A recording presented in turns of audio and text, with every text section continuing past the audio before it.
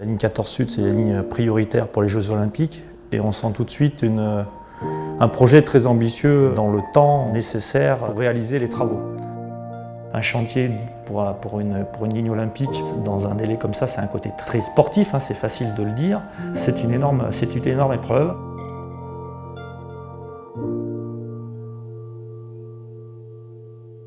Cette ligne 14, dès le départ, c'est une ligne à fort enjeu pour tout le territoire, puisque c'est une des seules lignes du Grand Paris Express qui arrive à Paris, et particulièrement pour desservir l'aéroport à la capitale.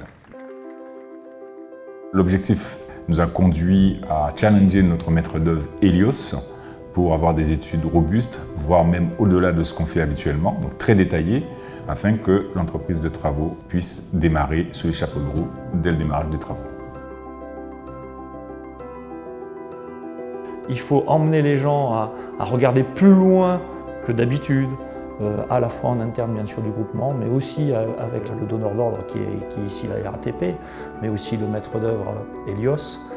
Et il faut le dire, le maître d'ouvrage et le maître d'œuvre ont adhéré très rapidement à ça. On parle du tunnelier qui coûte très cher, mais les voussoirs ça coûte encore plus cher que le tunnelier. Le challenge, c'était d'avoir un stock de 200 anneaux 1 à 2 mois avant le début du creusement. L'arrivée de la première remorque avec les voussoirs, ça fait quand même quelque chose. Parce que bon, les plans, c'est joli, mais une fois qu'on est sur site, il y a toujours des choses qui font que peut-être ça va marcher. Donc il a fallu qu'on fasse le test, voir est-ce que la pince qui a été designée sur le papier passe. J'en prouvais, le puits n'est pas très grand. Est-ce qu'elle passe vraiment dans le puits pour déposer le voussoir sur la remorque du train et notamment sur le chariot à voussoir? Toute cette partie de démarrage, ouais, ça reste quand même en mémoire. Puis la première pose aussi, le premier anneau, on est fiers quand même.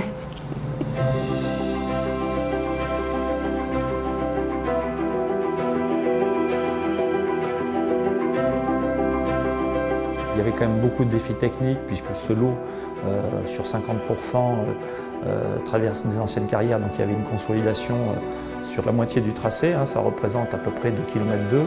C'est un chantier qui est en environnement urbain dense, puisque c'est d'ailleurs le seul lot en tunnelier pour le projet du Grand Paris qui rentre Paris intramuros.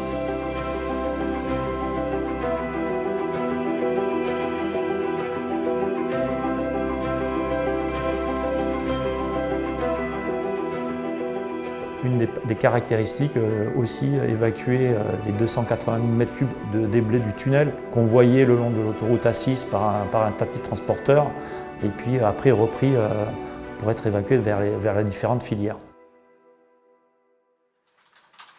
C'était un vrai challenge technique et du coup mon équipe a travaillé pendant plus d'1 an sur le sujet, conjointement avec les bureaux d'études, avec le T3C, mais aussi avec la maîtrise d'œuvre, le client.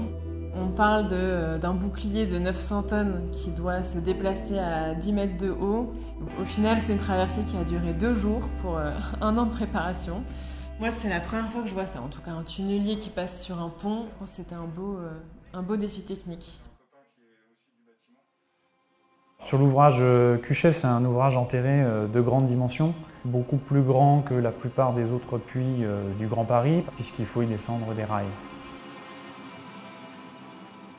Cuchet est un ouvrage assez impressionnant qu'on ne fait pas tous les jours, donc ça, je pense que tout le monde s'en souviendra assez longtemps.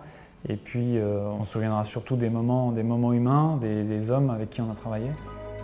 Quand on démarre un chantier, on a énormément de craintes, de peur, de remise en question, on ne connaît pas les gens, on ne sait pas si on va être à la hauteur de la technique, des enjeux. Puis à la fin, c'est plutôt le regret de quitter quelque chose qu'on a complètement construit, humainement. Hein.